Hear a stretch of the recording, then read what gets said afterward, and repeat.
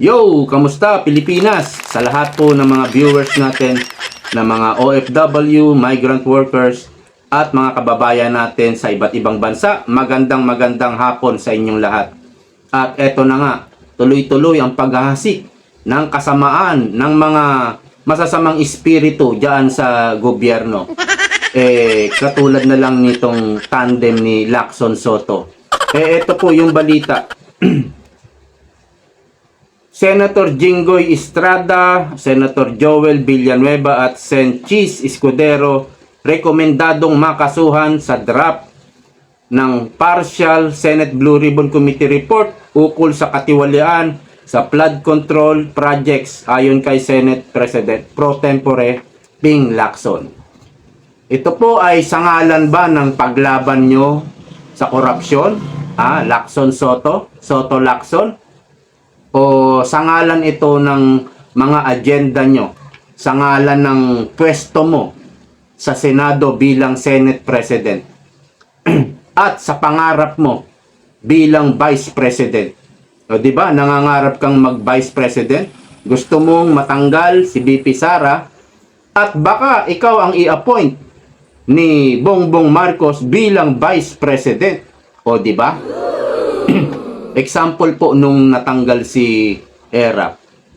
Ang pumalit po ay si GMA. Si GMA po ang Vice President So pumalit siya kay ERAP, naging President si GMA. So yung Vice President na bakante. At kapag bakante ang Vice President, ang Presidente ang pipili. So si Gloria ang pumili. At pipili siya sa Kongreso, sa House of Representatives, o kaya naman sa Senado, mga senador. So, mamimili siya kung sino yung i-appoint niya bilang Vice President. So, yan siguro ang iniisip ni Soto dahil sobrang ambisyoso. Hindi manalo-nalo sa eleksyon, kaya dito na lang sa mga ganitong paraan para siya pumwesto. Na kapag si BP Sara ay na-impeach, inaasahan niya siguro o baka mag-apply siya at sasabihin niya, gagawin ko lahat. Ang utos mo. I-appoint mo lang ako Vice President. Parang ganito yung siguro nangyari. Ang dami na sigurong pinangako nito kay BBM na gawin mo akong Senate President, gagawin ko ang lahat. Lahat ng iutos mo, gagawin ko. Parang may deal na ganyan sa palagay ko. Kasi nanggaling din sa bibig niya Nagkausap sila ni Bongbong Marcos sa Malacanang bago magkudita at bago siya maging Senate President. Inamin niya, nagkausap sila ni Bongbong Marcos, nagmeeting sila. So may mga pangako na yan. Parang si Remulla. Nangako si Remulla, ipakukulong niya si BP Sara, gawin mo lang akong ombudsman. Yan yung nanggaling kila Amy Marcos mga legit yung mga ganyang information. So itong nakikita natin, hindi naman ito sangalan ng paglaban mo, Lacson, sa korupsyon. Sangalan ba ito ng para sa bayan ba itong ginagawa mo o para sa mga pansariling political nyo lang ni Soto? So, dito sa isang report, ayan, Romualdez hindi kasama sa mga inirekomendang kasuhan. Yan nga, yung sa draft, Andyan si Chis, nandyan si Jinggoy, si Joel, Saldico, at si Mitch Kahayon. Ito yung dating congresswoman ng Caloocan. Walang impormasyon ibinahagi kung kasama si dating House Speaker Martin Romualdez. Inaasahan na natin yan. Last year pa, talagang tinatawag na natin silang protector ng mga magnanakaw. Tuta Soto. Last year pa. At si Romualdez, malabo talagang irekomenda ni Lacson yan na makasuhan. Dahil si Romualdez, nakapag-down payment na last year pa.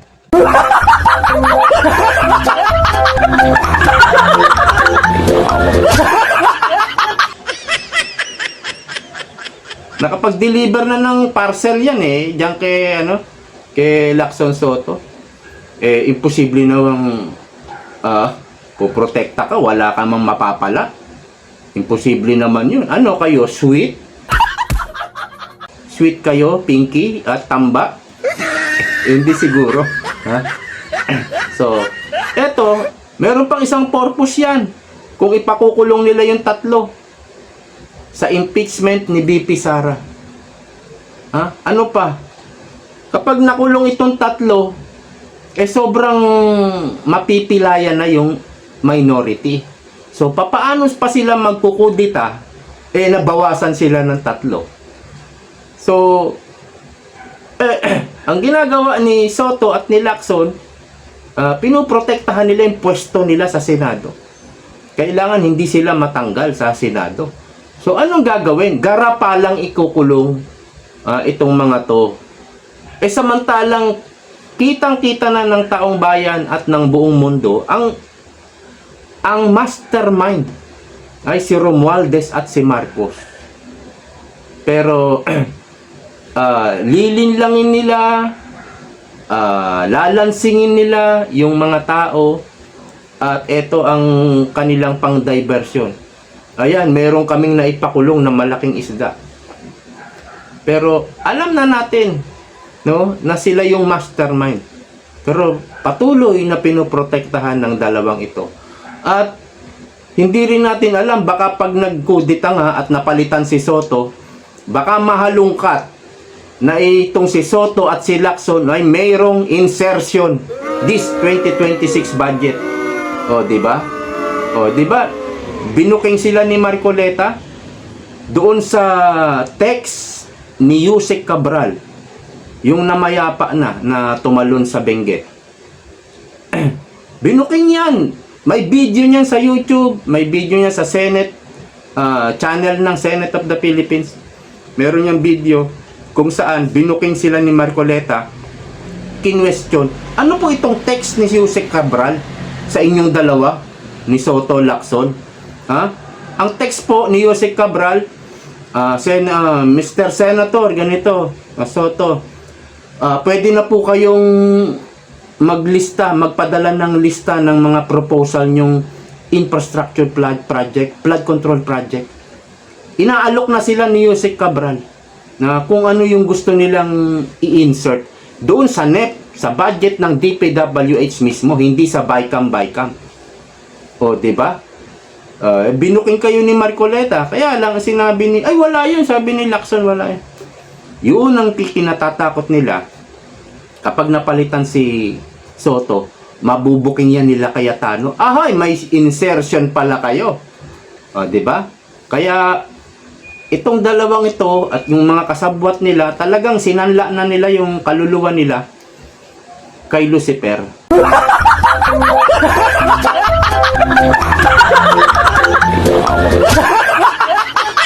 No?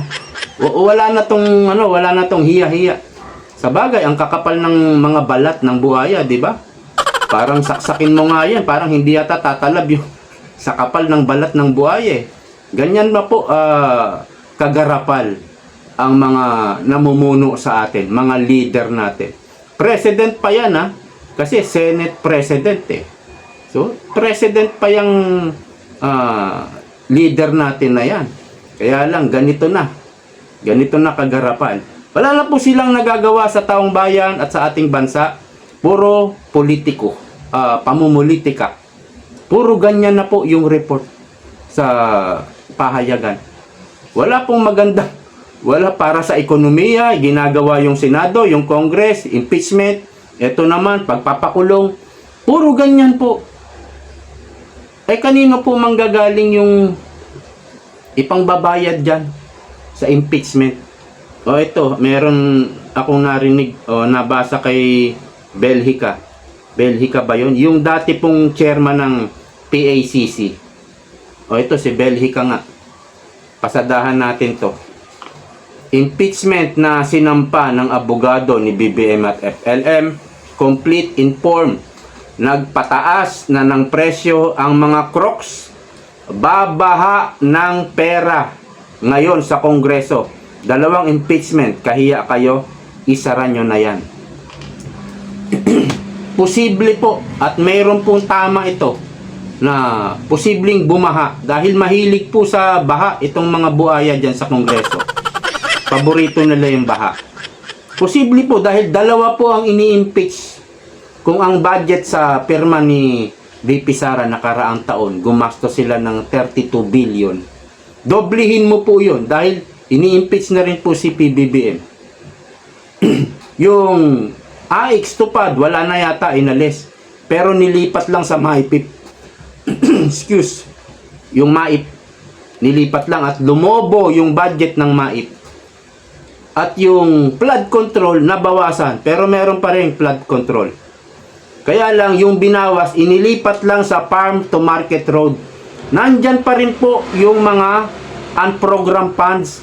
400 billion, binawasan lang yan.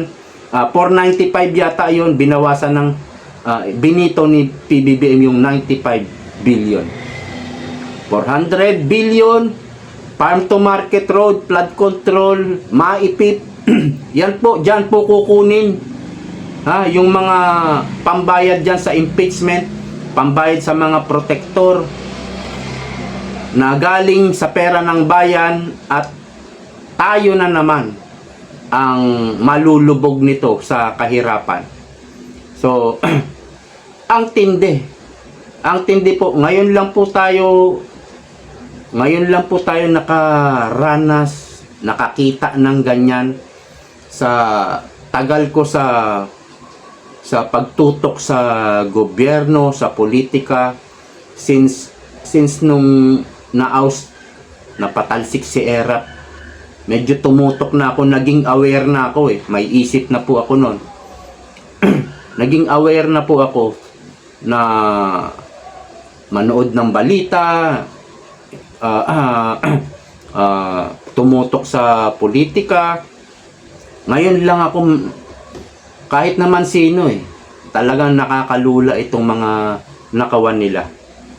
At eto pa, si De Lima. Aligasyong pagdodroga ni Marcos Jr. hindi impeachable offense ayon kay Laila De Lima. Pag nalulong ka pala sa droga at ikaw ay presidente, okay lang yun, hindi ka impeachable.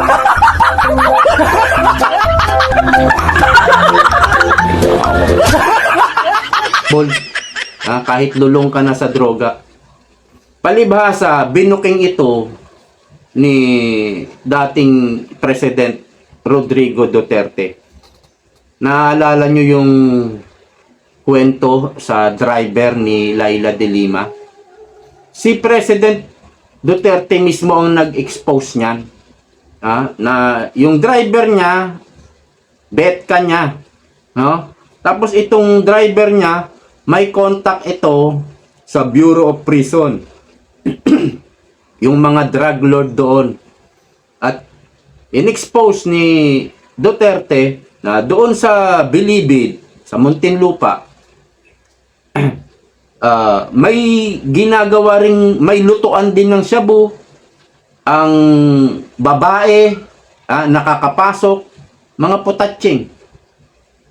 Yung mga beer, droga, parang legal doon sa loob ng Bilibid. Noong panahon yan na DOJ Secretary si Laila De Lima at panahon yan ni Noynoy Aquino. At nung birthday ng drug lord, pumunta pa, umattend pa si Laila De Lima. May mga pictures, videos na isinabmit kay Pangulong Duterte. Kaya, in-expose niya May ebidensya at may mga testigo. In-expose niya. Hanggang sa nangikil din si De Lima, tinatapos si Erwin Espinosa na drug lord din, na pag hindi ka nagbigay, may mga pananakot pa. Parang ganyan yung ginagawa ng pulis. May mga pananakot. So, yung exposure ni Duterte, dyan galit na galit ngayon si Laila De Lima. At dito, hindi na tayo nagugulat na ipagtatanggol niya, poprotektahan niya si Bongbong Marcos. Dahil galing nga siya sa kulungan eh. At saan ba, kailan ba siya nakalaya? 'Di ba? Sa panahon na ni Marcos. walang duda na ang nagpalaya dyan ay administrasyon ni Bongbong Marcos. Kaya alipin siya ngayon ni Bongbong Marcos at wala siyang magagawa kundi ipagtanggol. Kahit lulong na sa droga, hindi pa raw impeachable. At itong ang paglabas ng draft ng committee report ni Panfilo Lacson sa Blue Ribbon Committee ay na-vlog ko nga kanina at konektado itong vlog ko ngayon na kung saan nag-withdraw nga ng pirma itong si JB Ejercito, Wing Gatchalian at Mig Subiri. Hindi ko alam kung anong dahilan, pero siyempre si JB, kapatid niya si Jinggoy, at nire-recommenda ni Lacson nakasuhan. So, kaya siguro nag-withdraw.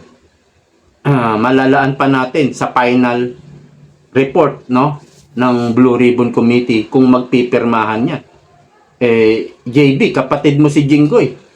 Tapos, ipapakulong ng leader ng Senado.